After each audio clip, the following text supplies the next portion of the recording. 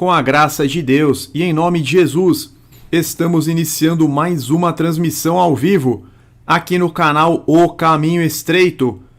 Tema da pregação de hoje: animais imundos na nova aliança. A dieta bíblica do povo de Deus, parte 2. Hoje vamos para a segunda parte deste tema importantíssimo. Sejam todos muito bem-vindos, meus irmãos. O assunto de hoje, meus irmãos, ele é muito polêmico no sistema religioso. Na semana passada, nós fizemos uma introdução sobre animais imundos na nova aliança. Nós vimos que a separação entre esses animais já existia desde o período pré-diluviano. Noé já sabia separar os animais limpos dos animais imundos, como nós vemos em Gênesis 7:2, Gênesis 7:8 e 9. Então a distinção entre animais limpos e imundos, ela é muito anterior ao advento do povo judeu, tá? Depois nós vimos uma passagem que é muito utilizada, Atos capítulo 10, a visão do apóstolo Pedro, e Pedro explicando que aquela visão representava o ingresso do povo gentil à igreja. Mas Deus me mostrou que eu não deveria chamar impuro ou imundo a homem algum. Aquela visão não tinha nenhuma relação com carnes, com alimentos. Falamos sobre a verdadeira controvérsia na igreja a respeito das carnes. A discussão que existia na época, na igreja primitiva, é se eles podiam ou não comer carnes limpas sacrificadas para ídolos. Por isso que Paulo falava, não, você pode comprar tudo que tem no açougue, comer tudo que tem no açougue, não precisa ficar perguntando se foi ou não sacrificada para algum ídolo, porque o ídolo não é nada, só existe um único Deus. Só que tinha realmente essa discussão, nós vemos 1 Coríntios 8:1, ora, no tocante às coisas sacrificadas aos ídolos, na NVI, com respeito aos alimentos sacrificados aos ídolos, sabemos que todos temos conhecimento, mas tinha irmãos mais fracos na fé que se perturbavam em comer esses tipos de carne. Paulo falava para essas pessoas, é melhor que elas não comam mesmo. Eu não vou comer carne perto desses irmãos para que eu não sirva de pedra de tropeço para eles. Essa era a única discussão, o único ponto controvertido que existia na igreja primitiva a respeito das carnes. Depois nós falamos da importância da cronologia das cartas de Paulo. Tratamos sobre Romanos capítulo 14, especialmente o versículo 14. Paulo ele não está falando da liberação de alimentos imundos, pelo contrário, a gente percebe que a controvérsia continua centrada na questão de carnes limpas sacrificadas a ídolos. Ele manda uma carta muito parecida que ele enviou para a igreja de Corinto, e fica muito claro, né? Romanos 14, 23, mas aquele que tem dúvida é condenado se comer, porque não come com fé, e tudo que não provém da fé é pecado. Então se a pessoa achava que o ídolo fosse alguma coisa, ele estava pecando em comer aquela carne. Que mais? E agora nós chegamos numa passagem bastante famosa, talvez mais ainda, Marcos capítulo 7. Marcos capítulo 7, que na realidade, meus irmãos, traz uma discussão sobre os antigos rituais de lavagens. Marcos capítulo 7, Jesus ele está criticando tradições humanas, tradições dos líderes religiosos da época.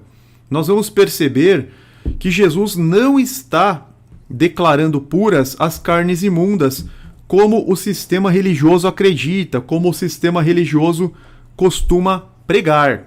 Então vamos lá. Vocês vão entender, vai ficar muito claro. Outra passagem que é frequentemente mal entendida é a discussão com os fariseus registrada em Marcos 7, dos versos 1 ao 23. Muitos consideram que Jesus anulou os estatutos dados em Levítico 11 e Deuteronômio 14 com respeito aos animais cuja carne é própria para o consumo humano. Em muitas traduções do Novo Testamento, o versículo 19 conclui com a seguinte frase.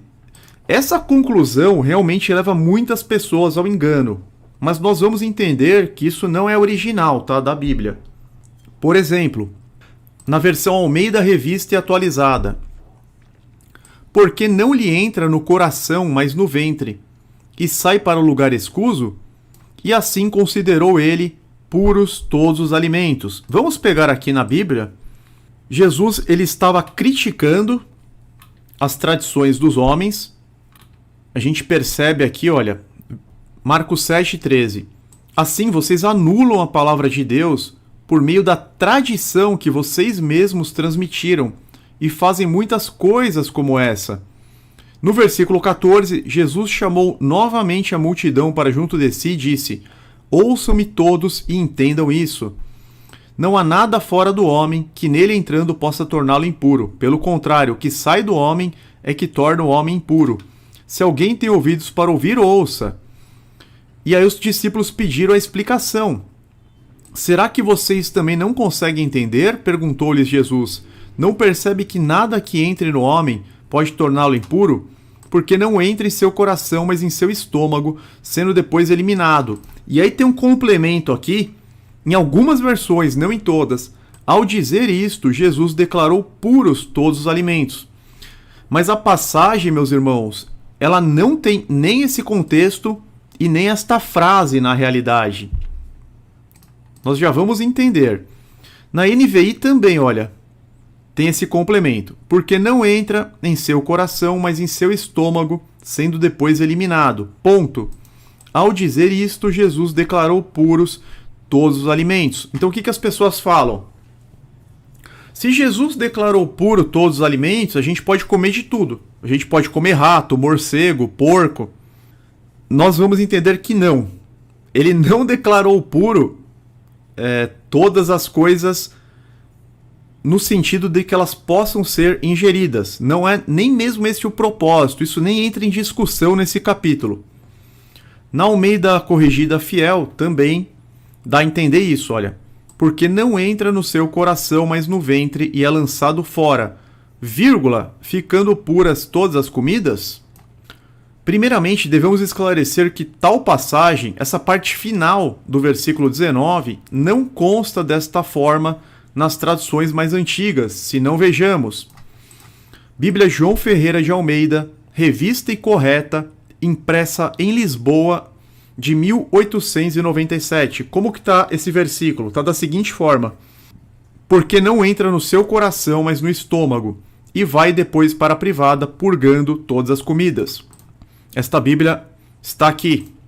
Então é uma João Ferreira de Almeida, de 1897, impressa em Lisboa, e não tem Jesus declarando pura, porque não entra no seu coração, mas no estômago, e vai depois para a privada, purgando todas as comidas. Ele simplesmente fala que aquilo que você come depois é eliminado. Só que ele não está falando que estão liberadas as carnes imundas. Ele não fala isso. A discussão é sobre a questão dos discípulos terem comido pão sem lavar as mãos.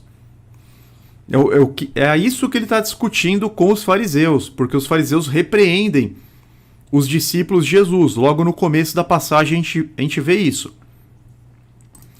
Outra tradução antiga, mais antiga ainda, Bíblia João Ferreira de Almeida, traduzida em português, impressa em Londres, de 1819. A mesma coisa.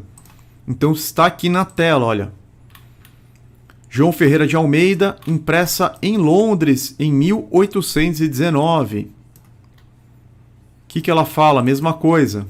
Versículo 19. Porque não entra em seu coração, senão no ventre, e sai à privada, purgando todas as comidas. Não tem, e assim Jesus declarou puras todas as comidas.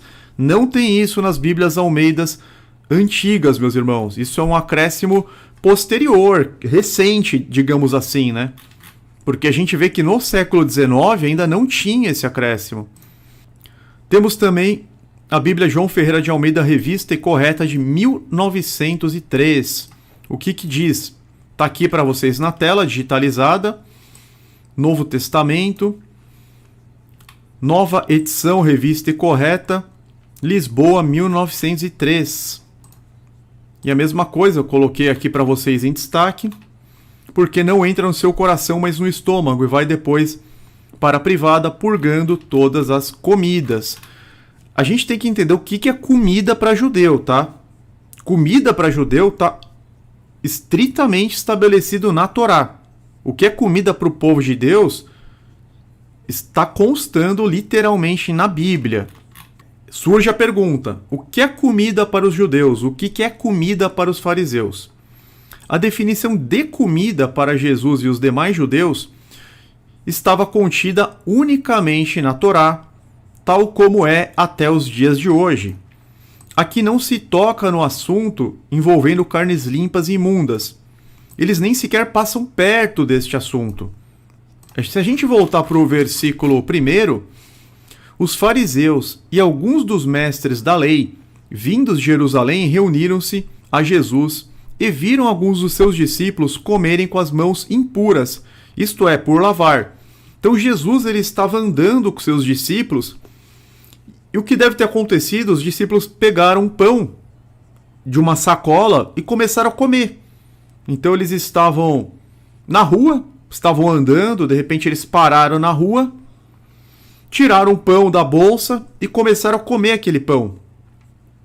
E os fariseus olharam para aquilo e ficaram horrorizados. Viram alguns dos discípulos de Jesus comerem com as mãos impuras, entre aspas, isto é, por lavar. Ou seja, não tem nenhuma discussão sobre o que é lícito e o que não é lícito comer. Isso nunca foi objeto de debate, nem mesmo na Igreja Apostólica, como nós vimos na semana passada. O que está em pauta é comer pão, ou seja, algo lícito, mas sem lavar as mãos. O que está em discussão é uma tradição judaica, tradição de homens, e não uma lei de Deus. Eles não estavam debatendo sobre a Torá, sobre as leis de Deus, mesmo porque Jesus viveu na antiga aliança. Só existia a Torá e os profetas. Em algumas outras versões, a suposta declaração de Jesus consta apenas entre parênteses, revelando-se tratar de uma inserção posterior. Olha que interessante na NVT, nova versão, na Bíblia NVT. O alimento não vai para o coração, mas apenas passa pelo estômago e vai parar no esgoto. E eles estão falando de alimento, tá? Alimento para judeu não inclui carnes imundas. É fundamental a gente ter isso em mente. Nós estamos aqui na antiga aliança, um debate entre judeus, todos eram judeus, tanto os fariseus, quanto Jesus, quanto os discípulos de Jesus, e todos tinham entendimento do que era alimento segundo a lei, segundo os critérios, os estatutos de Deus. Estava lá, tanto em Levítico capítulo 11, quanto em Deuteronômio capítulo 14. O que é alimento para os judeus, para os discípulos. Os discípulos de Jesus tinham o mesmo entendimento que os fariseus quanto a isso. Então, na NVT, o alimento não vai para o coração, mas apenas passa pelo estômago e vai parar no esgoto. Aqui está entre parênteses, olha, ao dizer isto, declarou que todo tipo de comida é aceitável. Só que não tem no original e nem nas Bíblias antigas. Eu mostrei para vocês 3 Bíblias Almeida. A Bíblia Almeida, ela pega o texto Receptus do grego. Isso foi colocado depois. E a gente viu que não tinha isso no século XIX. Então isso deve ter sido colocado no século XX, meus irmãos. Esse acréscimo, tudo indica que é do século XX. Pelo menos eu tenho 3 Bíblias aqui, eu tenho até mais na verdade, mas eu peguei 3. Eu tenho 3 Bíblias do século XIX que não tem esse acréscimo. Na versão O Livro, também essa parte está entre parênteses. Ao dizer isto, Jesus mostrou que todas as espécies de comida são aceitáveis. Também só aparece entre parênteses, na versão O Livro. Na Bíblia de Jerusalém tem até um comentário, olha que interessante. O versículo 19 original, como que está na Bíblia de Jerusalém? Porque nada disso entra no coração, mas no ventre, e sai para a fossa? E aqui, entre parênteses, assim ele declarava puro todos os alimentos. Só que aí tem uma nota de rodapé. Nota da Bíblia de Jerusalém, página 1769, item H, entre aspas, purificando todos os alimentos. Parte de frase obscura, talvez glosa, e interpretada de diferentes maneiras. Olha que interessante, a Bíblia de Jerusalém entrega. parte de uma frase obscura, talvez uma glosa, uma inserção interpretada de diferentes maneiras. O que eu fiz? Eu fui atrás do texto receptus do grego, que é o texto mais utilizado para a tradução do Novo Testamento. Até a King James usa o texto receptus, todas as versões Almeida usam o texto receptus. E eu peguei aqui o verso 19, peguei no grego o verso 19, e uma tradução direta dá o seguinte: tradução direta do grego: que não entra no coração, mas no ventre e nas fezes emana, limpando toda a imundície. Ou seja, no texto original em grego, não existe a declaração, a suposta declaração de Jesus, falando que todos os alimentos são puros. Agora, vamos supor que existisse essa declaração. Caso existisse, Jesus simplesmente estaria chovendo no molhado. Por quê? Porque os alimentos sempre foram puros. O que são os alimentos? São as carnes limpas. Desde a criação da terra, desde Noé, os alimentos já eram puros. Só que alimentos, para os judeus, não incluía as abominações, não incluía as carnes imundas. Então, alimentos eram os vegetais, mais as carnes limpas. Nessas versões que tem assim Jesus declarou puro todos os alimentos, não mudaria nada. Porque os alimentos já eram puros. Os judeus diferenciam, né? O que é alimento do que é abominação, do que é imundície. Então nem teria sentido esse acréscimo. Esse acréscimo não mudaria em nada. Não mudaria em nada. Para judeu, porco não é alimento. Então se Jesus tivesse falado, por exemplo, que nem está na Almeida normal, né? Na Almeida Corrigida Fiel. Ficando pura todas as comidas, ou na revista atualizada, considerou puros todos os alimentos, não mudaria absolutamente nada. Porque tanto comida quanto alimento para judeu é o que está em Levítico 11 e Deuteronômio 14. Ponto. É um acréscimo que não teve assim nenhuma utilidade. O texto original em grego não fala absolutamente nada sobre declarar puro todos os alimentos. Mesmo porque alimentos para Jesus, os discípulos e os demais judeus são justamente aqueles relacionados por Deus como limpos nas Sagradas Escrituras. Embora provavelmente seja uma glosa, uma anotação ou inserção, a frase que consta em muitas traduções estaria, por acaso, de acordo com o significado e propósito de toda a passagem? O que foi que Jesus disse ou não disse realmente? Passemos a analisar o contexto. Agora o principal, a gente tem que analisar o contexto. Inicialmente devemos ter em conta que o vocábulo grego broma, usado no versículo 19, significa simplesmente comida. Quando no Novo Testamento se fala especificamente da carne dos animais, o vocábulo empregado é kreas, que nem a gente vê em Romanos 14, 21, 1 Coríntios 8, 13. Então Jesus não falou da liberação das carnes. Ele nem menciona a palavra carne. O que está lá no grego é a palavra comida. Comida são aquelas coisas aceitáveis perante o povo de Deus. Portanto, a passagem está relacionada de alguma forma com a comida em geral, não só com as carnes. Entretanto, se analisarmos um pouco mais, notaremos que a verdadeira controvérsia nada tinha a ver com os alimentos que se deviam ou não comer, e sim com tradições dos líderes religiosos, tradições posteriormente estabelecidas por homens. Agora vai ficar muito claro com a leitura de mais alguns versículos deste capítulo, ou seja, com a análise do contexto. Os primeiros versículos nos ajudam a entender o contexto. E ajuntaram-se a ele os fariseus e alguns dos escribas que tinham vindo de Jerusalém. E, vendo que alguns dos seus discípulos comiam pão com as mãos impuras, isto é, por lavar, então eles estavam comendo algo lícito, algo puro, pão, com as mãos impuras, isto é, por lavar, os repreendiam. Porque os fariseus e todos os judeus, conservando a tradição dos antigos, não comem sem lavar as mãos muitas vezes. não tem nada a ver com a lei de Deus, não tem nada a ver com o que está na Torá, em Levítico, Deuteronômio, no Novo Testamento.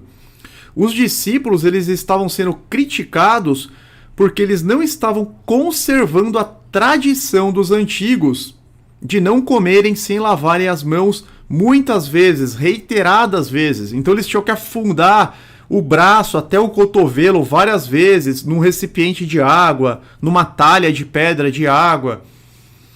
Na NVI está da seguinte forma: viram alguns dos seus discípulos comerem com as mãos impuras, isto é, por lavar. Os fariseus e todos os judeus não comem sem lavar as mãos cerimonialmente, apegando-se assim à tradição dos líderes religiosos. A gente já está vendo qual que era o problema em pauta, qual que era a discussão em pauta.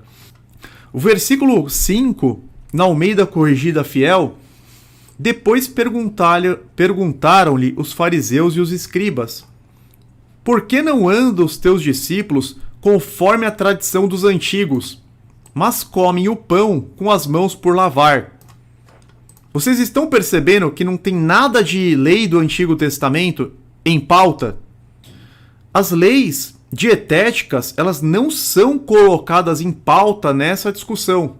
Eles estão debatendo sobre os rituais de lavagens estipulados pelos antigos. Eles não estão anulando a lei de Deus, eles não estão trazendo a lei de Deus em pauta.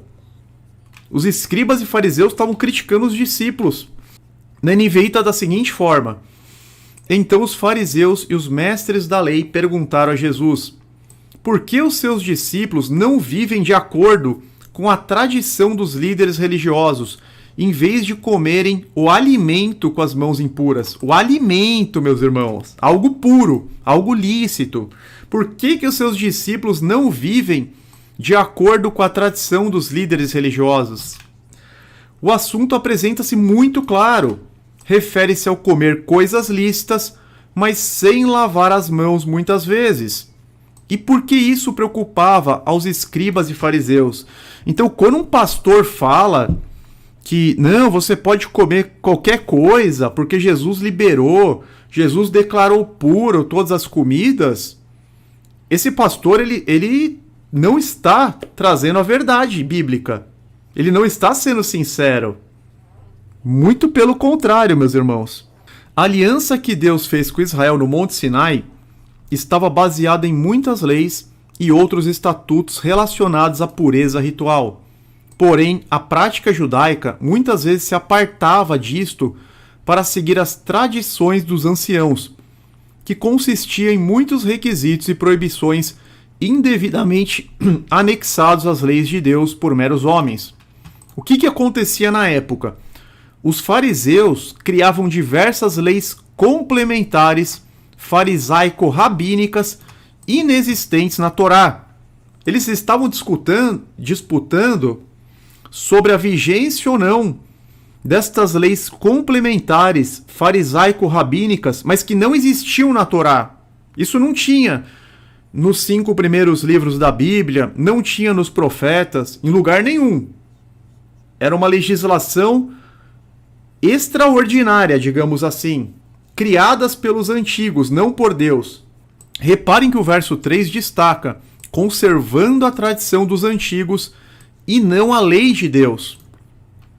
No versículo 4, podemos ver uma breve explicação do costume a que os fariseus e os escribas estavam se referindo.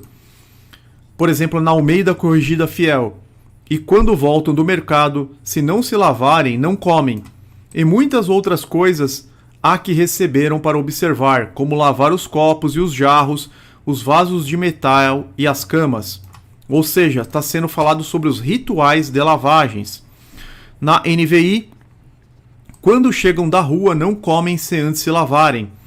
E observam muitas outras tradições, tais como lavar de copos, jarros e vasilhas de metal.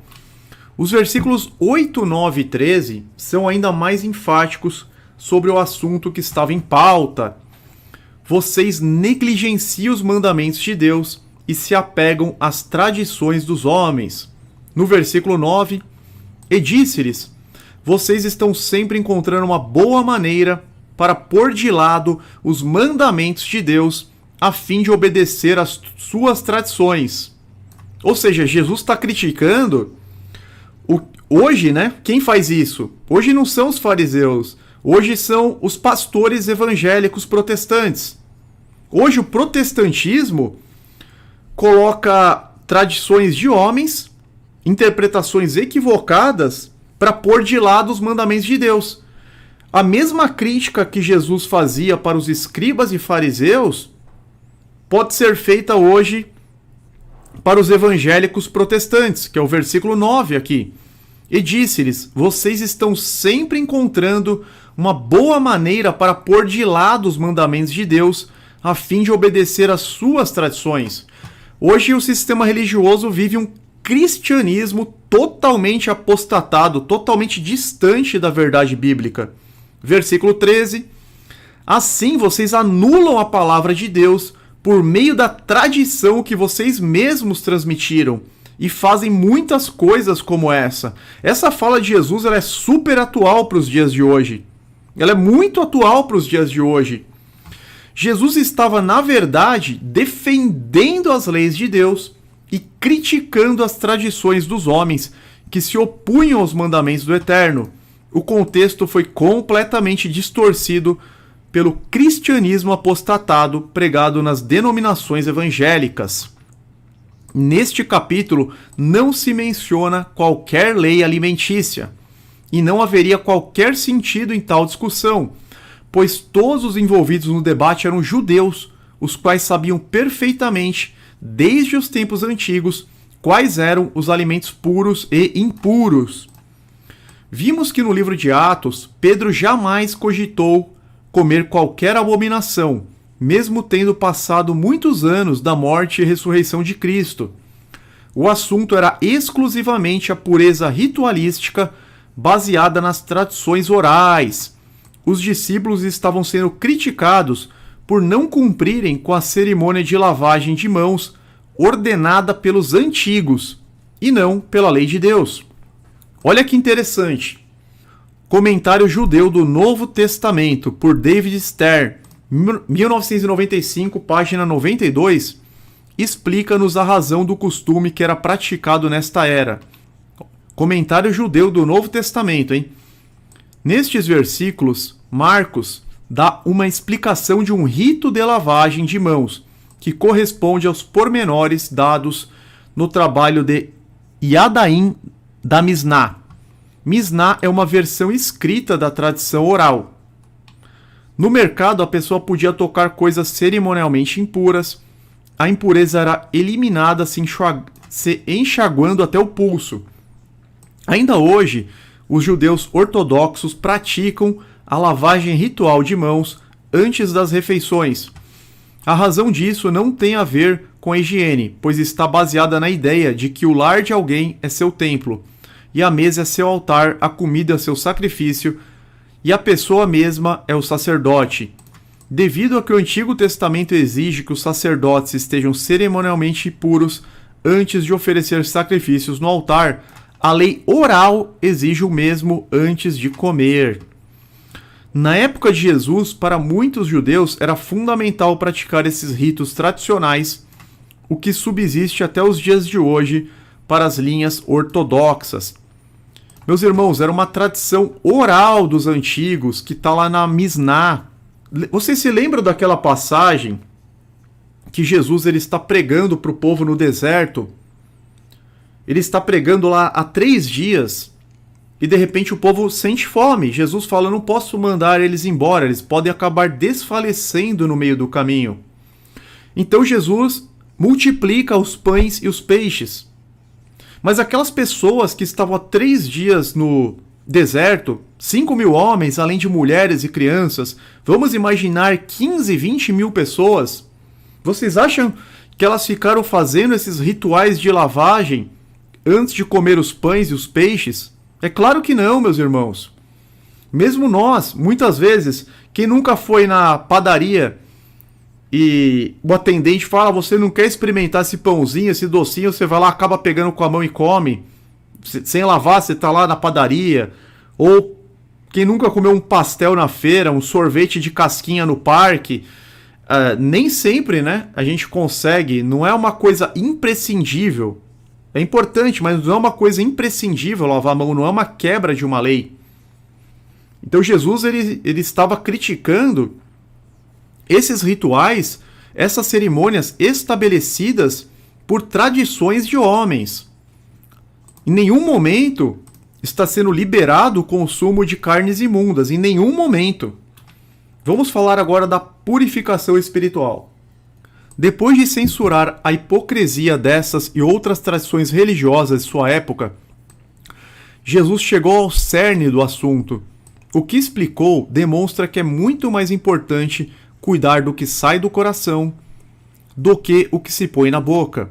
E depois acrescentou, Marcos 7, versículos 21 a 23, porque do interior do coração dos homens saem os maus pensamentos, os adultérios, as fornicações, os homicídios, os furtos, a avareza, as maldades, o engano, a dissolução, a inveja, a blasfêmia, a soberba, a loucura. Todos esses males procedem de dentro e contaminam o homem.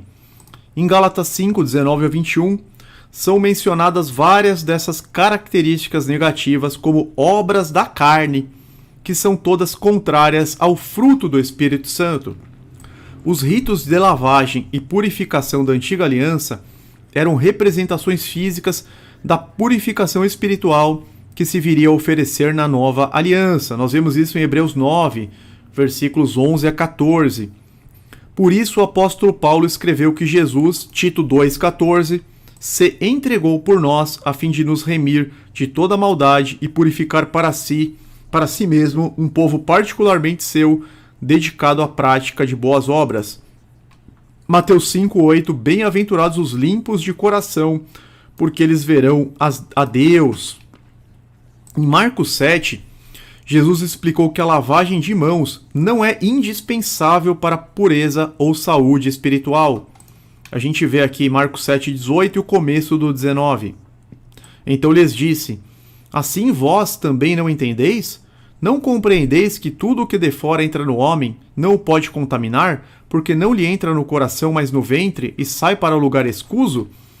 Por outras palavras, o que Jesus disse é que qualquer partícula de impureza que não pudesse ser eliminada por meio da minuciosa lavagem ritual de mãos seria eliminada pelos aparelhos digestivo e excretor, e não teria efeito algum sobre a verdadeira pureza da pessoa, sua mente ou coração.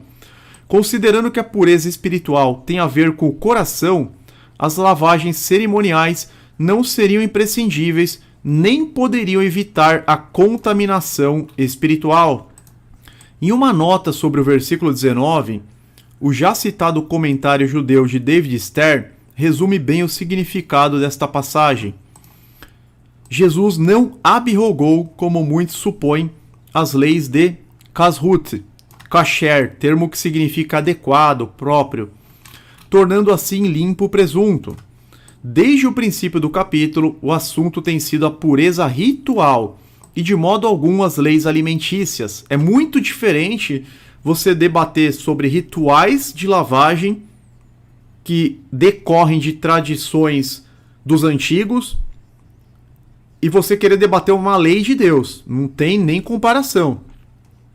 Por isso que ele fala, desde o começo do capítulo o assunto tem sido a pureza ritual e de modo algum as leis alimentícias. Neste versículo não existe nem a mais remota insinuação de que as comidas aqui mencionadas se referiam a algo diferente do que a Bíblia permite comer, ou seja, comida kasher, adequada. Portanto, Jesus continua seu discurso acerca da prioridade espiritual. Ensina que a pureza não é primeiramente ritual ou física, mas espiritual. Em tudo isso, ele não descarta completamente as ampliações farisaico-rabínicas das leis de pureza, mas as considera de menor importância. Então tem aqui a fonte, tá? Além de analisar o contexto, outra chave para entender corretamente um versículo da Bíblia é examinar outras passagens relacionadas com o tema em estudo. Neste caso, temos a vantagem de que Mateus 15 menciona o mesmo incidente, mas sem a inserção de Marcos, que não consta dos manuscritos gregos mais antigos, esclarecendo ainda mais o assunto. Então nós temos o privilégio de encontrar essa mesma passagem no Evangelho de Mateus. Mateus ele trata de forma diferente, olha que interessante. Não é que ele trata de forma diferente, ele trata da mesma forma, só que no Evangelho de Mateus não tem aquela inserção, não tem aquela glosa posterior. Mateus 15, do 17 ao 20. Ainda não compreendeis que tudo que entra pela boca desce para o ventre e é lançado fora? Mas é lógico, meus irmãos, que Jesus só está falando do que é lícito. Jesus não está falando do que é ilícito. Mas o que sai da boca procede do coração, e isso contamina o homem. Porque do coração procedem os maus pensamentos, mortes, adultérios, fornicação, furtos, falsos testemunhos e blasfêmias. São essas coisas que contaminam o homem. Mas comer sem lavar as mãos, isso não contamina o homem. Então aqui fecha a questão com chave de ouro. Mas comer sem lavar as mãos, isso não contamina o homem. Ou seja, ele está falando de comidas puras, de comidas lícitas, de comidas aprovadas pela Torá. Na NVI, essas coisas tornam o homem impuro, mas o comer sem lavar as mãos não o torna impuro. Não existe uma única passagem no Novo Testamento de algum cristão comendo carnes imundas ou dizendo que tal prática seria aceitável. Zero, não existe nenhuma passagem na Bíblia nesse sentido. Pelo contrário, encontramos passagens nas quais o apóstolo Paulo nos exorta a guardar as leis de Deus, Atos 24:14, 25:8, Romanos 3:31 e assim por diante. Assim também fazem Tiago, meu irmão de Jesus, e João. Violar as leis alimentícias de Deus, fundamentadas na santidade do Altíssimo, teria sido inimaginável para eles. Então, nunca que os discípulos de Jesus consideraram essa possibilidade, ok, meus irmãos? Aqui nós vimos que a questão das carnes imundas, ela não entrou em pauta, e nós vimos também que aquela declaração de Jesus é uma inserção posterior que só tem a partir das Bíblias do século XX. Eu tenho várias Bíblias mesmo dos séculos 17, 18 e 19 e nenhuma tem essa declaração de Jesus. Tanto que a própria Bíblia de Jerusalém fala que é uma glosa, coloca entre parênteses. Outras traduções não trazem essa parte. Então tá muito claro aqui que não tem nada declarado, não tem nada imundo declarado puro, jamais. Agora nós vamos para uma passagem muito conhecida, Colossenses 2:16 e 17, a controvérsia em Colosso. Paulo escreveu em Colossenses 2, versículos 16 e 17. Isso aqui é uma das passagens que os pastores evangélicos protestantes mais gostam. Portanto, ninguém vos julgue pelo comer ou pelo beber, ou por causa dos dias de festa, ou da lua nova, ou dos sábados, que são sombras das coisas futuras, mas o corpo é de Cristo. A gente já vai entender que esses sábados aqui são cerimoniais, tá? E na King James está da seguinte forma, nós lemos na Almeida Corrigida Fiel. Na King James, portanto, ninguém vos julgue pelo alimento, ou pela bebida, ou por causa dos dias de festa, ou da lua nova, ou dos Shabats, que são sombras das coisas futuras, mas o corpo é de Cristo. Desprezando o contexto, alguns afirmam que os cristãos de Colosso comiam porcos e outros tipos de carnes antes consideradas imundas. Porém, a Bíblia não oferece respaldo para esta conclusão. Alguns vão ainda mais longe e defendem o consumo irrestrito e imoderado de bebidas alcoólicas com base no ninguém vos julgue pelo beber. Olha o perigo de uma interpretação errada, sem levar em consideração o contexto e o que estava acontecendo naquele momento, naquela igreja, com aqueles irmãos. O que Paulo está combatendo aqui? O apóstolo Pedro atestou em sua carta que pessoas ignorantes iriam distorcer as cartas de Paulo para suas próprias condenações. Então, lá atrás, o apóstolo Pedro já havia previsto, 2 Pedro, capítulo 3, versos 15 e 16.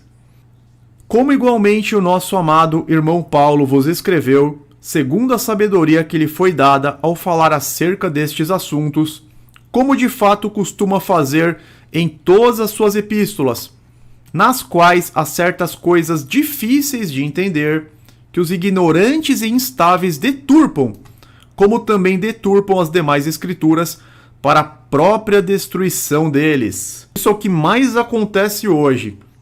Pedro fala que nas cartas de Paulo, nas quais há certas coisas difíceis de entender, que os ignorantes e instáveis deturpam, como também deturpam as demais escrituras para a própria destruição deles, para a sua própria condenação em algumas versões.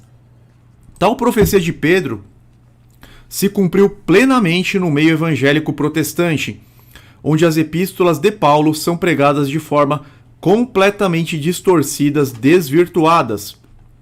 Paulo que disse em Atos 24:14, creio em tudo o que concorda com a lei e que está escrito nos profetas, é equivocadamente considerado como um abolidor da lei dos profetas no sistema religioso.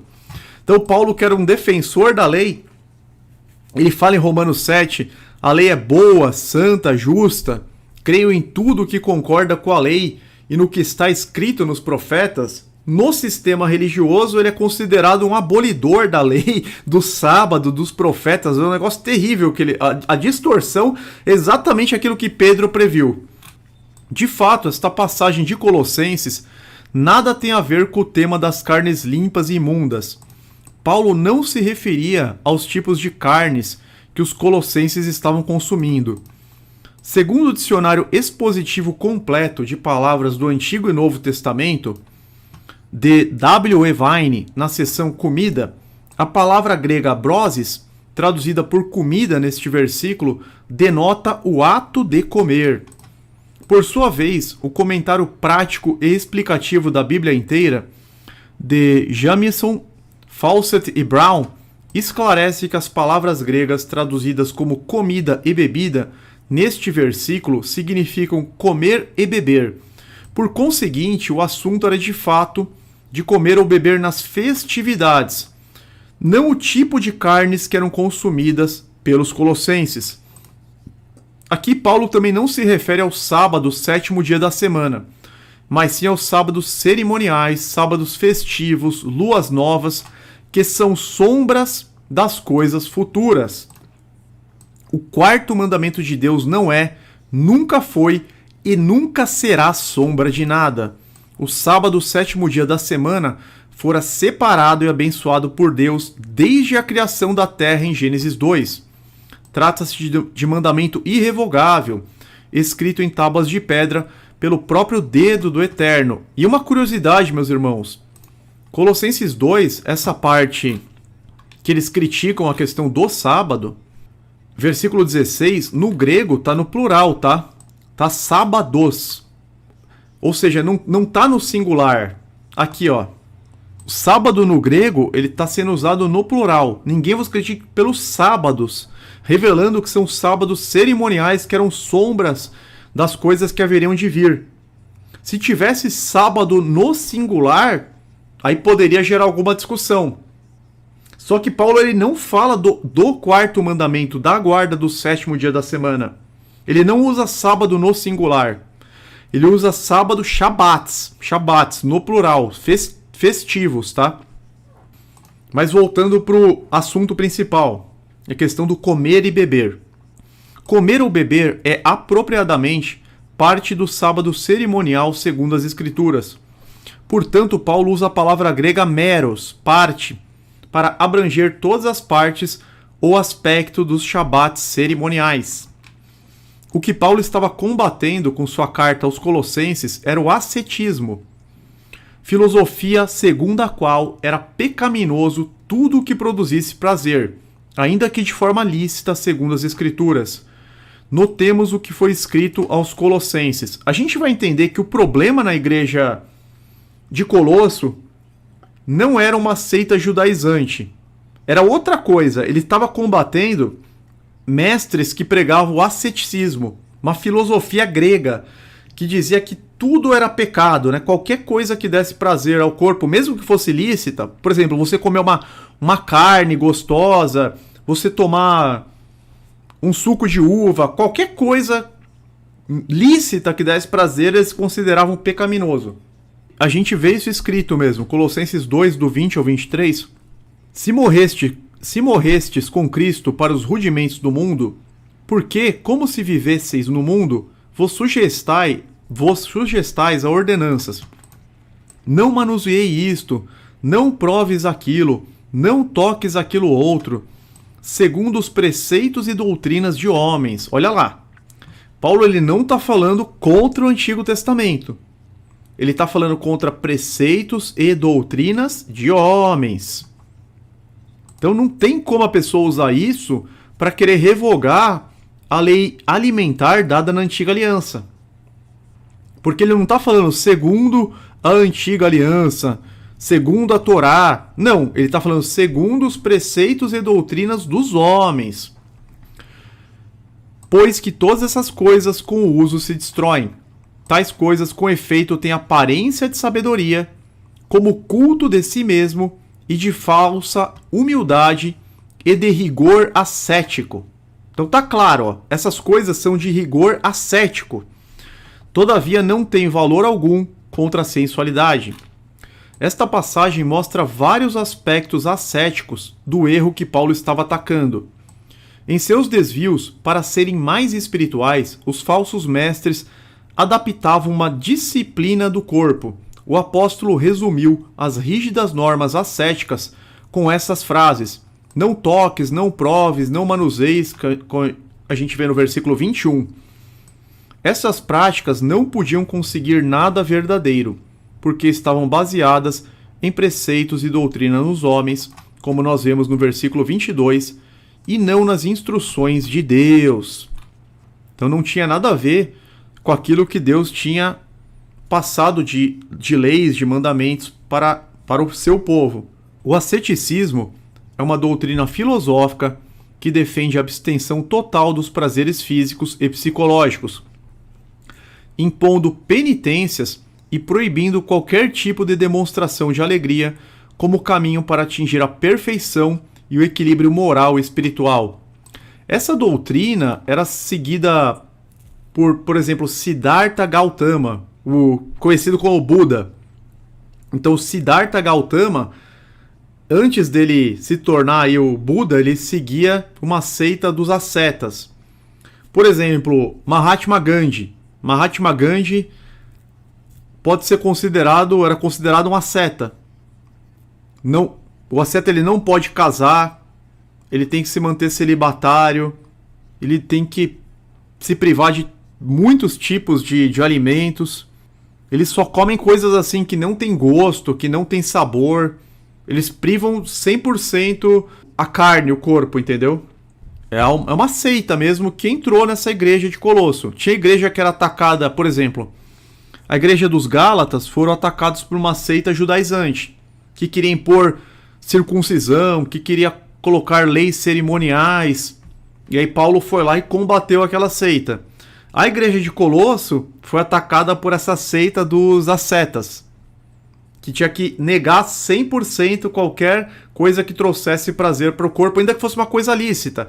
E Deus ele criou os alimentos com sabor, ele criou carnes gostosas, diversos tipos de fruta. Para os ascetas, você não pode comer uma mexerica, você não pode comer um morango, você não pode comer uma uva, porque essas coisas vão te dar prazer. Então você come só chuchu praticamente. Para os ascetas, não. O que não tem gosto? A chuchu não tem gosto, eu come só chuchu. É um negócio bem complicado. Tal filosofia exige dos seus adeptos o rigor ascético, como mencionado literalmente em Colossenses 2:23.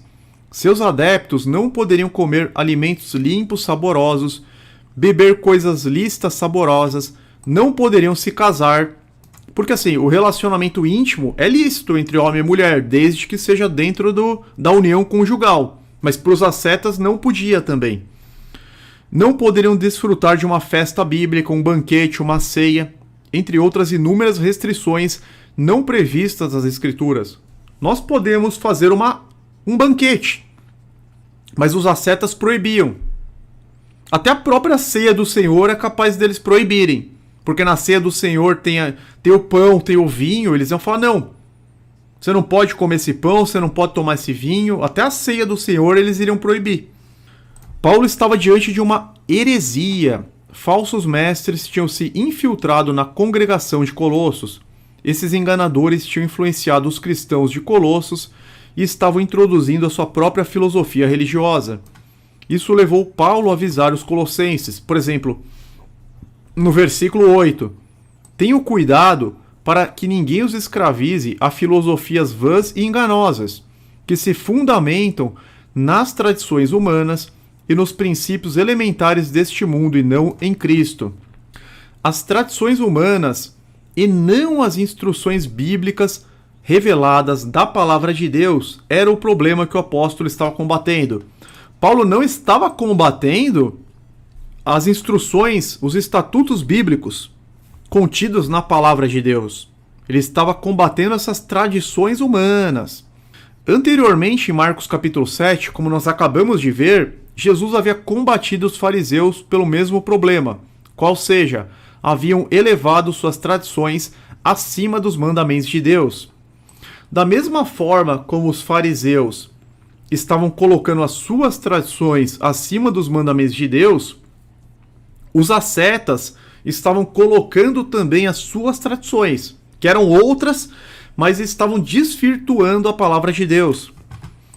Paulo tentava manter os colossenses focados em Cristo como cabeça da igreja, como a gente vê em Colossenses 1:18, Colossenses 2, do 10 ao 19, mas esses falsos mestres estavam tentando persuadi-los a dirigir sua adoração para os anjos, Colossenses 2:18, e negligenciar seus próprios corpos, Colossenses 2:23. Nenhuma dessas ideias distorcidas é ensinada nas Escrituras. A gente vê no versículo 18, não permitam que ninguém que tenha prazer... Deixa eu ver se é isso mesmo. Colossenses 2:18. Não permitam que ninguém que tenha prazer numa falsa humildade e na adoração de anjos os impeça de alcançar o prêmio. Eles pregavam adoração de anjos. Tal pessoa conta detalhadamente suas visões e sua mente carnal a torna orgulhosa. Paulo admoestou aos cristãos de Colosso para que não dessem ouvidos a esses mestres do asceticismo, em vez de abolir as normas alimentícias de Deus, que é o que alguns supõem equivocadamente que tal passagem significa. Paulo disse aos colossenses que não se preocupassem pelo que diziam os mestres do asceticismo, que os criticavam pela forma como guardavam os sábados cerimoniais e demais festas bíblicas. Para os ascetas, as observâncias cristãs com alegria e deleite eram censuráveis, mas aos olhos de Deus não tinham nada de mal. Mesmo no sábado, sétimo dia da semana, nós nos reunimos. Quem está em alguma célula congregacional, a gente se reúne. Tem, claro, a pregação da palavra, a exposição da palavra, mas tem também a parte do partir do pão. A gente toma um café, come um lanche. Claro, alimentos limpos, lógico. Depois tem a parte de louvores a Deus, as músicas. É um dia de alegria. É um dia agradável. Que tem a parte dos louvores, tem a parte da comida, do pão, do café. Para os ascetas não ia poder fazer isso, que era o que estava acontecendo nessa igreja. O capítulo 2 de Colossenses foi mais uma exortação à igreja para que não abandonasse o ensinamento sadio e as práticas corretas. Esta passagem não aborda nem de longe acerca de quais são as carnes que devemos comer ou não comer. Então quem usa essa passagem para falar que está liberado rato, porco, morcego, cobra, está totalmente fora do contexto. Isso não é tocado nesse assunto, tá? Paulo não toca nesse assunto, não teve essa polêmica na igreja de Colosso, ninguém tentou introduzir carnes imundas na igreja de Colosso, em nenhum momento não aconteceu isso. Pode ler o livro inteiro que vocês vão chegar à mesma conclusão. Outra passagem utilizada, Atos capítulo 15, Concílio de Jerusalém. É como se aqueles itens do concílio fossem tudo que o gentil deveria seguir, né? Não tem nem os 10 mandamentos lá. Então, qual que era o assunto em pauta? Assunto em pauta, conforme revelado pelos 2 primeiros versos. Necessidade da circuncisão para a salvação. Atos 15 já começa assim. Os judeus convertidos a Jesus, mesmo assim querendo impor a circuncisão. Vou ler para vocês os versículos 1 e 2. Alguns homens desceram da Judéia para Antioquia e passaram a ensinar aos irmãos: se vocês não forem circuncidados, conforme o costume ensinado por Moisés, não poderão ser salvos. Isso aqui em pleno Novo Testamento, meus irmãos. Jesus já tinha morrido, ressuscitado, já tinham se passados aí uns 10, 20 anos. E a Igreja de Deus de Jerusalém, e alguns homens que desceram da Judéia para Antioquia começaram a impor isso aqui. Se vocês não forem circuncidados, conforme o costume ensinado por Moisés, não poderão ser salvos. Isso levou Paulo e Barnabé a uma grande contenda e discussão com eles. Assim, Paulo e Barnabé foram designados juntamente com outros para irem a Jerusalém tratar dessa questão com os apóstolos e com os presbíteros. O que os apóstolos queriam evitar de impor aos gentios? Qual que era o objetivo? Eles queriam evitar de impor aos gentios leis cerimoniais do sacerdócio levítico que não faziam mais sentido na nova aliança, além de rituais de pureza e tradições dos anciãos. Eles não queriam que os gentios carregassem esse fardo. Não havia mais necessidade disso. Vemos claramente nos versículos 10 e 11. Então, por que agora vocês estão querendo tentar a Deus, impondo sobre os discípulos um jugo que nem nós, nem nossos antepassados conseguimos suportar? De modo nenhum. Cremos que somos salvos pela graça de nosso Senhor Jesus, assim como eles também. É óbvio que Pedro jamais acusaria os fariseus de quererem tentar a Deus se estivessem discutindo sobre as leis morais ou alimentícias. Em nenhum momento é discutido qualquer mandamento ou lei moral no capítulo em questão, ainda mais Pedro. Pedro que falou em Atos 10, eu jamais comi qualquer coisa comum ou imbunda. E ele não come na visão, depois ele vai entender que é o ingresso do povo gentil.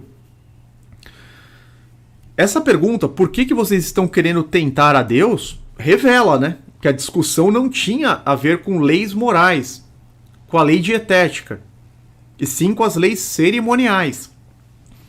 Encontramos um paralelo em Gálatas 2, onde novamente não estão sendo abordadas as leis morais. Gálatas 2, versículos 1 a 4. Aconteceu o mesmo problema. 14 anos depois, subi novamente a Jerusalém, desta vez com Barnabé, levando também Tito comigo. Fui para lá por causa de uma revelação e expus diante deles o evangelho que prego entre os gentios, fazendo-o, porém, em particular aos que pareciam mais influentes, para não correr ou ter corrido em vão. Mas nem mesmo Tito, que estava comigo, foi obrigado a circuncidar-se, apesar de ser grego. Essa questão foi levantada porque alguns falsos irmãos infiltraram-se em nosso meio para espionar a liberdade que temos em Cristo Jesus e nos reduzir à escravidão. Isso acontece até hoje, tá? Até hoje na Igreja de Deus, seitas judaizantes se infiltram e começam a pregar essas coisas. Começam a pregar circuncisão, começam a pregar leis cerimoniais, ritualísticas, festas levíticas, uso do talit. Até hoje acontece na Igreja de Deus. Prosseguindo, então, em Gálatas aconteceu a mesma coisa. E qual que foi o resultado do concílio? Atos 15, versículos 19 e 20, resultado do concílio. Portanto, julgo que não devemos pôr dificuldades aos gentios que estão se convertendo a Deus. Pelo contrário, devemos escrever a eles, dizendo-lhes que se abstenham da comida contaminada pelos ídolos, da imoralidade sexual, da carne de animais estrangulados e do sangue. Meus irmãos, é claro que essa não é toda a lei que os gentios devem cumprir, a gente já vai entender isso, tá? Por que eles tinham que se abster da comida contaminada pelos ídolos e os judeus não? Os judeus podiam comer, os judeus convertidos. A gente vê essa explicação em 1 Coríntios 8, se eu não me engano. Porque os gentios, muitos deles, ainda tinham a consciência fraca. Porque muitos deles, antes da conversão, eles sacrificavam para esses ídolos. Então, para eles, comer uma carne sacrificada a ídolos, embora o ídolo não seja nada, só existe um único Deus, embora o ídolo não seja nada, na mente deles aquilo causava ainda uma certa perturbação. Então, para essas pessoas, se eles comessem a carne sacrificada aos ídolos, para essas pessoas com a mente fraca, com a consciência frágil, elas estariam pecando. Agora, se um apóstolo, se um judeu convertido a Jesus comesse uma carne contaminada ao ídolo, não tinha problema nenhum. Paulo fala, né, no começo da carta aos Coríntios, capítulo 8 aqui, com respeito aos alimentos sacrificados aos ídolos, sabemos que todos temos conhecimento. O conhecimento traz orgulho, mas o amor edifica. E ele fala o seguinte, olha, em relação ao alimento sacrificado aos ídolos, sabemos que o ídolo não significa nada no mundo e que só existe um Deus. Contudo, nem todos temos esse conhecimento. Alguns ainda habituados com os ídolos comem esse alimento como se fosse um sacrifício idólatra. E como a consciência deles é fraca, esta fica contaminada. A comida, porém, não nos torna aceitáveis diante de Deus. Não seremos piores se não comermos, nem melhores se comermos. Contudo, tenham cuidado para o exercício da liberdade de vocês. Não se torne uma pedra de tropeço para os fracos. Se alguém tem a consciência fraca, vir você que tem esse conhecimento comer num templo de ídolos, não será induzido a comer também o que foi sacrificado aos ídolos? Então Paulo fala, toma cuidado. Você que tem a consciência forte, não tem problema nenhum você comer.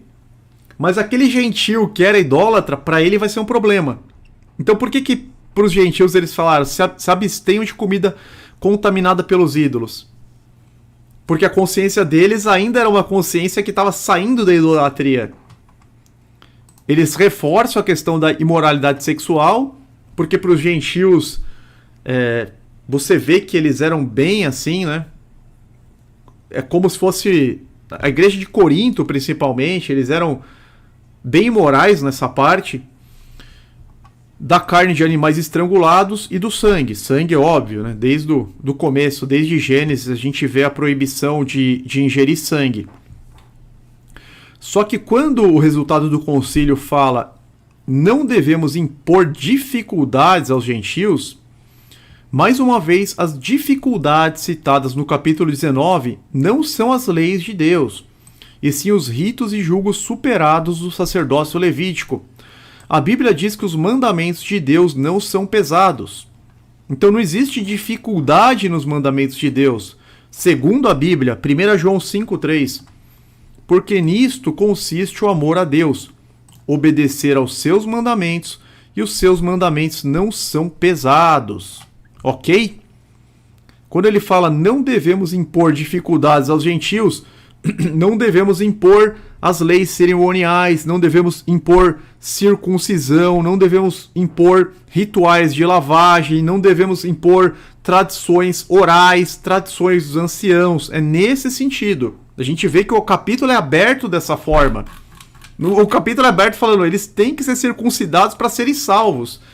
Aí Paulo fala, não, como assim, né? Paulo, Pedro, como assim? A salvação é pela graça, é por Cristo, não tem que impor circuncisão. Mas é lógico que os mandamentos estão vigentes. A lei e a graça, elas andam juntas. Se não existisse lei, não precisaria da graça, porque ninguém estaria violando nada. E quanto aos demais preceitos morais do povo de Deus, e quanto aos demais preceitos que os gentios devem cumprir no que se refere às leis morais? Isso é claramente respondido pelo verso imediatamente seguinte. Então a gente vê o resultado do concílio nos versos 19 e 20. E quanto às leis que eles devem cumprir, nós vemos no verso 21, no verso seguinte. Porque Moisés, desde os tempos antigos, tem em cada cidade quem o pregue, e cada sábado é lido nas sinagogas. Ou seja, os gentios frequentavam as sinagogas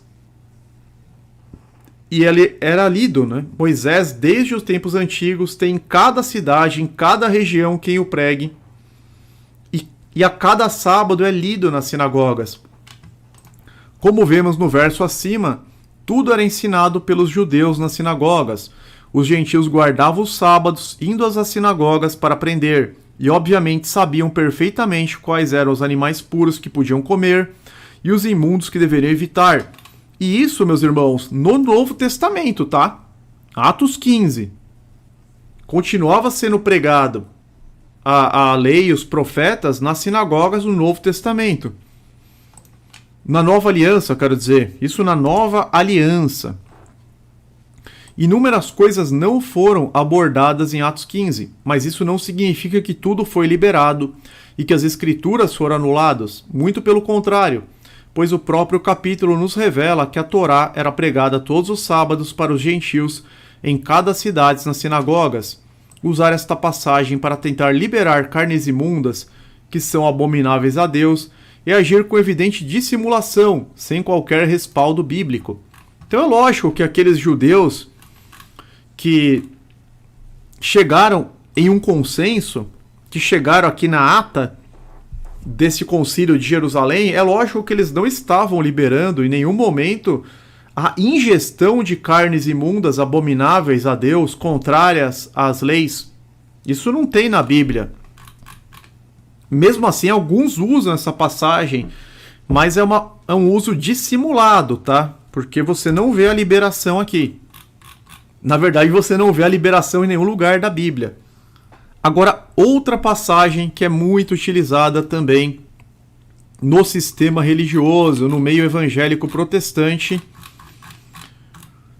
as instruções dadas por Paulo a Timóteo. 1 Timóteo 4, versos 3 a 5. Outra passagem frequentemente interpretada erroneamente é de 1 Timóteo 4, versos 3 a 5, onde o apóstolo Paulo escreveu sobre os ensinamentos de certos tipos de falsos mestres. Olha que interessante. Vou pegar na King James Fiel e depois na Almeida Corrigida Fiel. Depois na NVT.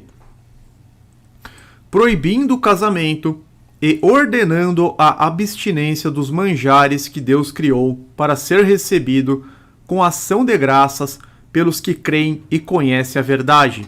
Porque toda criatura de Deus é boa e não há nada que rejeitar, sendo recebido com ações de graças, porque é santificada pela palavra de Deus e pela oração. Então, poxa, será que tudo é bom, nada pode ser rejeitado, tudo é comestível? Vamos ver na Almeida Corrigida Fiel. O que aquela seita estava impedindo? Proibindo o casamento e ordenando a abstinência dos alimentos que Deus criou para os fiéis e para os que conhecem a verdade, a fim de usarem deles com ações de graças, porque toda criatura de Deus é boa e não há o que rejeitar, sendo recebido com ação de graças, porque pela palavra de Deus e pela oração é santificada. Agora a gente vai ler na NVT, como que está traduzido. Tais pessoas afirmam que é errado se casar e proíbem que se comam certos alimentos que Deus criou para serem recebidos com ação de graças pelos que são fiéis e conhecedores da verdade. Porque tudo o que Deus fez é bom, não devemos rejeitar nada, mas a tudo receber com ação de graças, pois sabemos que se torna aceitável pela palavra de Deus e pela oração. Logo de início, meus irmãos, nós vemos que Paulo está falando dos alimentos que Deus criou para serem recebidos com ação de graças pelos fiéis. Então, Paulo está falando de alimentos que Deus criou. O fato de usar alimentos já poderia encerrar aqui o nosso estudo, Porque a Torá define o que são alimentos e exclui o que não é. Aquilo que não é considerado alimento, a própria Torá já exclui. Então Paulo está falando alimentos que Deus criou para os fiéis. Estou até grifando aqui em amarelo. Sendo que a Bíblia nos revela quais são esses alimentos. Em momento algum ele está falando sobre abominações como ratos, baratas, porcos, morcegos, etc. Pois tais imundícies não foram criadas para a alimentação do povo de Deus, ou seja, para os que creem e conhecem a verdade. Olha que interessante. Aquela seita proibia, além de proibir o casamento, a seita proibia alimentos que Deus criou para os fiéis e para os que conhecem a verdade, ou seja, para quem conhecia as Sagradas Escrituras. E quando a passagem diz, porque é santificada pela palavra de Deus e pela oração, significa que a palavra precisa dizer primeiro que aquilo é santificado, ou seja, que aquilo é separado para o seu povo consumir, para depois a pessoa orar. Porque é santificada pela palavra de Deus. O que é santificado? Santificado é algo separado. Santo significa separado. Então, santificado, separado. Deus separou aquelas coisas que o seu povo pode comer. Em cima daquelas coisas que ele separou, aí sim você pode orar dando graças. Você agradece a Deus por intermédio de Jesus por aquele alimento. Mas tem que ser alimento, não pode ser rato, não pode ser morcego, não pode ser abominação. Continuando. A pessoa não pode orar em cima de uma coisa que a própria palavra não santifica. Então primeiro a gente vê. Deus criou alimentos para os fiéis que conhecem a verdade, ou seja, que conhecem as Sagradas Escrituras, para os que creem, porque é santificada pela palavra de Deus e pela oração. Ou seja, primeiro a palavra de Deus precisa dizer que aquilo é lícito. Primeiro a palavra de Deus precisa dizer que aquilo é kasher, é adequado, é separado para o seu povo consumir, para depois a pessoa orar. Não adianta você orar num copo de sangue. Falar, vou orar em cima desse copo de sangue, vai lá, bebe o copo de sangue. Não adianta você orar num baiacu. Você vai comer o baiacu, vai morrer. Não adianta você orar num copo de veneno de cobra. Você vai beber o veneno de cobra, vai morrer na hora. Não adianta você orar para comer um rato. O rato vai continuar sendo imundo. Não adianta. O que é abominável continua sendo abominável. O que é abominável não foi criado por Deus como alimento para o seu povo. Mas o que pretendiam esses falsos mestres? Por acaso Paulo estava advertindo a Timóteo acerca de mestres judaizantes que exigiam obediência às leis alimentícias de Deus? Isso faria algum sentido? Ou se tratava de algo muito diferente? Atentemos para um detalhe muito significativo. Paulo disse a Timóteo que toda a Escritura é inspirada por Deus e útil para o ensino, para a repreensão, para a correção e para instrução na justiça.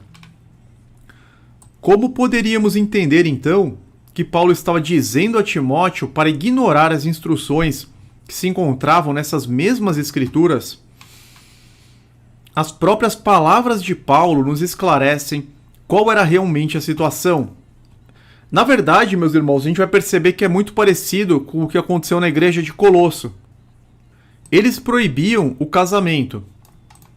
Então havia falsos mestres, que estavam exigindo das pessoas coisas que Deus não havia ordenado. Eles proibiam o casamento, algo que não existe na Bíblia. Pelo contrário, o matrimônio é uma instituição criada pelo Eterno desde o princípio, desde o Éden. Além disso, os falsos mestres ordenavam a abstinência dos alimentos que Deus criou para os fiéis e para os que conhecem a verdade, para serem recebidos com ação de graças. Eles estavam proibindo coisas lícitas. Na Life Application Bible, Bíblia de Aplicação na Vida, encontramos uma explicação acerca do engano que Paulo estava combatendo aqui. O perigo que Timóteo enfrentou em Éfeso parece ter vindo de certas pessoas na igreja que seguiam alguns filósofos gregos que ensinavam que o corpo é mau e que só o espírito importava. Os falsos mestres recusavam crer que o Deus da criação era bom, porque seu simples contato com o mundo físico o teria manchado. Os falsos mestres estabeleciam normas estritas, como proibir ao povo que se casasse ou que comesse certos alimentos. Isso os fazia parecer muito disciplinados e justos. Em 1 Timóteo 4:1, Paulo esclarece a verdadeira origem destas heresias. Obviamente, elas não tinham sua origem no Antigo Testamento, mas procediam de espíritos enganadores e eram doutrinas de demônios. Então a gente está abordando 1 Timóteo 4, versículos 3 a 5. Só que se a gente subir só um pouquinho, 1 Timóteo 4, versículo 1, a gente já vê a origem disso. O Espírito diz claramente que nos últimos tempos alguns abandonarão a fé e seguirão espíritos enganadores e doutrinas de demônios. Olha lá, ele não está combatendo o Antigo Testamento. Ele está combatendo doutrinas de demônios. Exatamente o oposto. Quem usa essa passagem para dizer que a lei dietética foi abolida está cometendo um pecado grave, pois a lei foi dada pelo próprio Deus ao seu povo, sendo que a separação entre animais limpos e impuros existe desde a criação, como vemos em Gênesis 7, no período pré-diluviano. Repita-se, o que Paulo estava combatendo aqui não era a lei de Deus, muito pelo contrário, eram doutrinas de demônios, conforme versículo 1 da passagem em questão. Homens mentirosos, com a consciência cauterizada, como vemos no versículo 2, pregavam um asceticismo mundano e pervertido, filosofia de mortificação da carne, por considerar que tudo o que é físico era maldoso, não havendo qualquer relação com a obediência às normas alimentícias de Deus, mais uma vez a seita dos ascetas. Paulo escreveu isto para os fiéis e para os que conhecem a verdade, pois esses tinham conhecimento das Escrituras e identificavam quais carnes tinham sido santificadas, ou seja, separadas, apartadas para nossa alimentação e deleite pela palavra de Deus e pela oração. Ele exortou a Timóteo para que, em vez de se deixarem levar pelo que ensinavam esses mestres do asceticismo, tivesse as Escrituras como base e ponto de referência em tudo. Assim como Paulo desmascarou o asceticismo em Colosso, também alertou a Timóteo acerca da mesma falsidade. Em nenhuma das duas passagens se tratava de supostas inovações da parte de Deus a respeito das carnes imundas, as quais continuam imundas, é óbvio, meus irmãos. Nenhuma das passagens que a gente estudou, Deus traz alguma inovação a respeito das carnes imundas. Jesus não purificou rato, não purificou porco, nunca entrou essa discussão em pauta, nunca nenhum cristão comeu uma carne imunda, nem os idólatras sacrificavam animais imundos. Até os idólatras, até os pagãos, eles só sacrificavam animais limpos. Agora a gente vai para a conclusão, meus irmãos. Conclusão e confirmação de animais imundos na nova aliança. Eu vou pedir para vocês deixarem o like. Não esqueçam de deixar o like para ajudar na divulgação dessa live, porque muitos irmãos vão assistir a partir de amanhã. E para que eles possam encontrar a live na plataforma do YouTube, é importante que o vídeo tenha relevância. Então todo mundo que esqueceu, deixa o like. E quem ainda não está inscrito, se inscreve aqui, clica no inscrito, clica no sininho para receber as notificações. E quem é novo, meus irmãos, aqui na descrição do vídeo tem o grupo Telegram do canal, tem as formas de apoio ao canal, tem o e-mail, tem o link do discipulado, um estudo bíblico com diversos pontos de fé, porque Jesus disse em Marcos 16:16, aquele que crer e for batizado será salvo, só que a gente tem que crer na verdade, né? Então nós temos o discipulado com um estudo bíblico bem importante, E os demais links são apostilas bíblicas. Inclusive, essa apostila vai ser colocada aqui na série Luz na Escuridão. Vamos para a conclusão. Confirmação de animais imundos na Nova Aliança. Não há qualquer prova bíblica na Nova Aliança de que os cristãos da Igreja Apostólica teriam deixado de obedecer às leis de Deus com respeito às carnes limpas e imundas. Ou seja, eles nunca deixaram de obedecer essa lei. Não tem nenhum indício disso. Assim, os evangélicos que abandonaram essa lei, eles abandonaram por conta própria. Porque na Bíblia, a igreja primitiva, nunca, jamais. Em contrapartida, o que encontramos são as palavras claras e inequívocas de um dos apóstolos que muitos anos depois da morte e ressurreição de Jesus Cristo declarou, o apóstolo Pedro, Atos 10, versículo 14: De modo nenhum, Senhor, porque nunca comi coisa alguma comum e imunda. Se Jesus tivesse liberado a ingestão de carnes imundas, é lógico que os discípulos que comiam com ele, que comiam à mesa dele, também comeriam. Porém, nós vemos que muitos anos depois da morte de Jesus, Pedro declara justamente que não. Nunca comi coisa alguma imunda. Provando que Jesus nunca ensinou isso. É uma prova bíblica no Novo Testamento, na vigência plena da Nova Aliança. Na vigência plena da Nova Aliança. Podemos encontrar na Bíblia, uma pergunta, podemos encontrar na Bíblia alguma referência acerca da vigência e da aplicação dessas leis? O último livro da Bíblia, ao referir-se aos acontecimentos finais que nos conduzirão ao regresso de Cristo, registra a seguinte frase, Apocalipse 18, 2: Covil de toda espécie de espírito imundo e esconderijo de todo gênero de ave imunda e detestável. Então ele fala de ave imunda. E nós vemos em Levítico e em Deuteronômio que existem aves imundas. O mesmo termo é usado no Novo Testamento. Se os conceitos de limpo e imundo já não têm qualquer validade, por que teria Deus inspirado João a esta expressão no mais novo livro da Nova Aliança, mais de 6 décadas após a morte e ressurreição de Cristo? Não teria sentido, né? 65 anos depois da morte e ressurreição de Jesus, João está falando de ave imunda.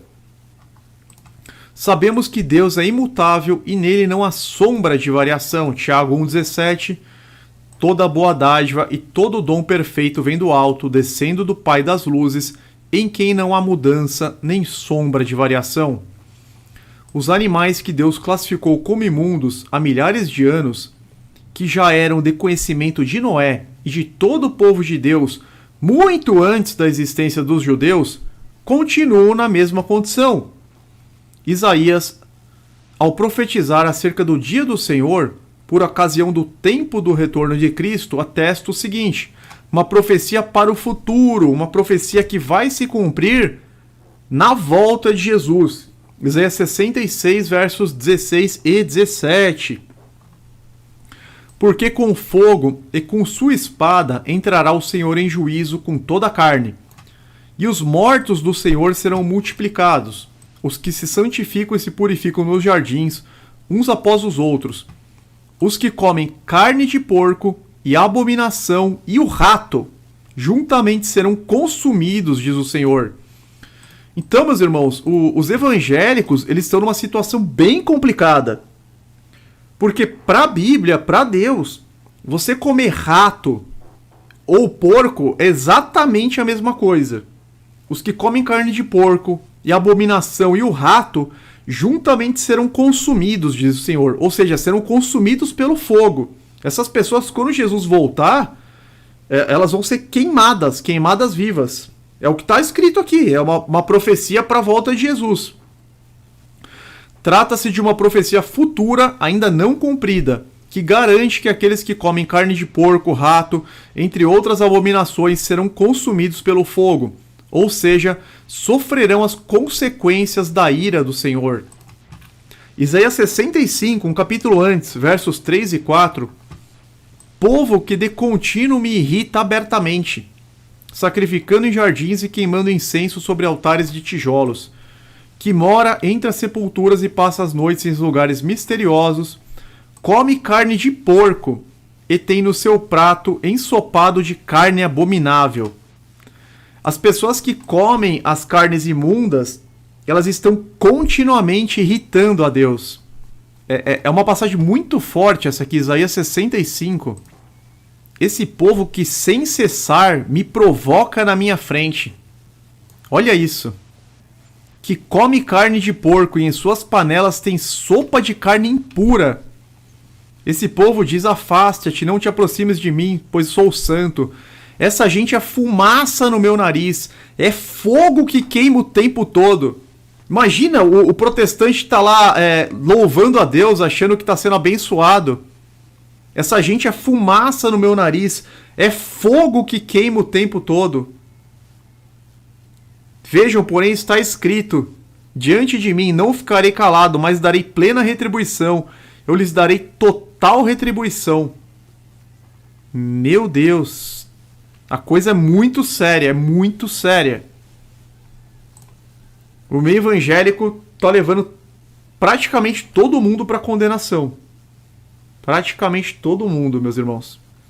É grave. É muito claro o que a Bíblia diz. A diferença entre carnes limpas e imundas tem existido desde antes do dilúvio. A gente vê isso em Gênesis 7. Os apóstolos e os primeiros membros da Igreja de Deus seguiram essas instruções, o que é praticado ainda hoje pela verdadeira Igreja de Deus. Pois quem que é a verdadeira igreja? Apocalipse 12:17, os que guardam os mandamentos de Deus e têm o testemunho de Jesus Cristo. Estas leis continuarão vigentes até o regresso de Cristo, e quando ele vier fará com que sejam plenamente cumpridas.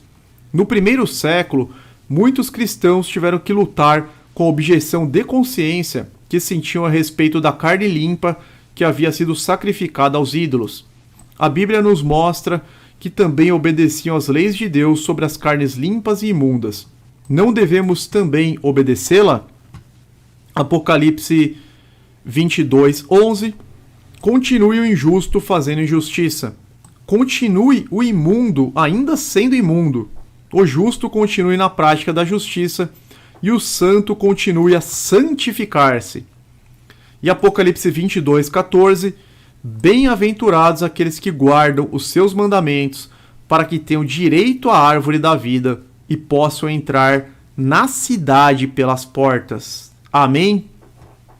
Até aqui, meus irmãos, nós concluímos a segunda parte desta importante pregação sobre animais imundos na Nova Aliança, a dieta bíblica do povo de Deus. Só para dar mais um esclarecimento, o que a gente falou na primeira live, na primeira parte, quando Deus ele decreta a lei dietética, que na verdade já existia, a gente vê em Noé, na passagem Gênesis 7:2, que Noé já sabia separar os animais limpos dos imundos, né? De todo animal limpo levarás contigo 7 pares, o macho e sua fêmea, mas dos animais imundos, um par, o macho e a sua fêmea. Então isso é uma coisa inerente à criação, como o sábado. Mas quando Deus ele relembra, digamos assim, o povo dessa lei para Moisés, ele justifica a lei com base em sua santidade. Eu sou o Senhor que os tirou da terra do Egito para ser o seu Deus, por isso sejam santos porque eu sou santo. A fundamentação da lei dietética é a santidade de Deus e a santidade que ele exige do seu povo. Deus exige santidade do seu povo. E Hebreus fala que sem santidade ninguém verá Deus. Inclusive Pedro cita essa passagem. Pedro fala na Nova Aliança: mas assim como é santo aquele que os chamou, sejam santos vocês também em tudo o que fizerem, pois está escrito: sejam santos porque eu sou santo. Pedro, na Nova Aliança, ele fala está escrito, e ele remete à lei dietética. Onde que está escrito? Em Levítico 11. Sejam santos porque eu sou santo. Está escrito quando Deus deu essa lei das carnes limpas e imundas. Ou seja, a exigência continua sendo exatamente a mesma. com relação a esses alimentos, com relação às carnes? Pois está escrito, ó, sejam santos porque eu sou santo. Isso está escrito em Levítico 11, na justificativa para a lei alimentícia. Ou seja, com base na santidade de Deus e na santidade que Ele exige do seu povo.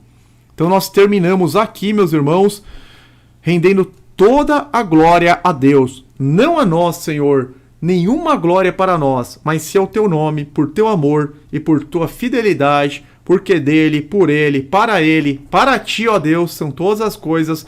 Glória, pois, eternamente a Deus. Amém. Fiquem todos na paz e na proteção do eterno Deus, em nome do Senhor Jesus.